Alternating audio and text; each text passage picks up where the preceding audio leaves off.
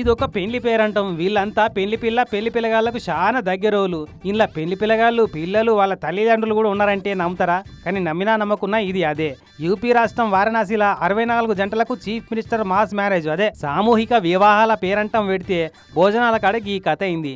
పిల్లోళ్ళు పిల్లగానోళ్ళు వాళ్ళ తల్లిదండ్రులకే తిందామంటే తిండి దొరకలేదట. ఇగో పేపర్ ప్లేట్ల కోసం పిల్లగాని ఎట్లా బతులాడుతురో చూడు.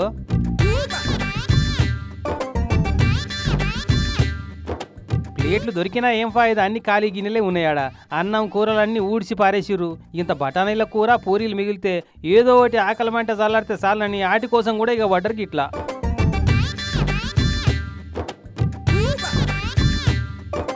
ఇక ఈయన ఓ పెళ్లి పిల్లగాని తండ్రట. తిండి కోసం తనలాడుతుండు పాపం. ఆయనకే కాదు పిల్లకు పిల్లగాని కూడా తిండే లేదట. 64 జంటల లగ్గం అయితే అందులో 100 మంది పిల్ల పిల్లగాళ్ళకే తిండే దొరకలేదట పాపం. పెళ్లికొచ్చిన సుట్టపోలకు తిండి దొరకకపోవడు కామనే, కానీ అసలులకే తిండి దొరకకపోవడే గమ్మతంటే. ఎవరికి దొరికినా దొరకకున్నా పిల్ల పిల్లగాళ్ళకు ప్రత్యేకంగా తీసి పక్కకు పెట్టి కొసరి తినబెడతారు. కానీ ఇక్కడ పెళ్లి చేసుకున్న వాళ్ళకే కడుపులు మాడినాయి. అయితే ఇంతమంది జంటల పెళ్లిళ్ళు అవుతున్నాయని తెలిసి ఎంతమంది వచ్చినా తక్కువ పడకుండా వండిచ్చేది పోయి కావాలని తక్కువ వండిచ్చి పైసలు మింగి జేబులు వేసుకున్నారని తిట్టుకుంటా పోయిరట ఆకలితోటి పోయిన వాళ్ళంతా.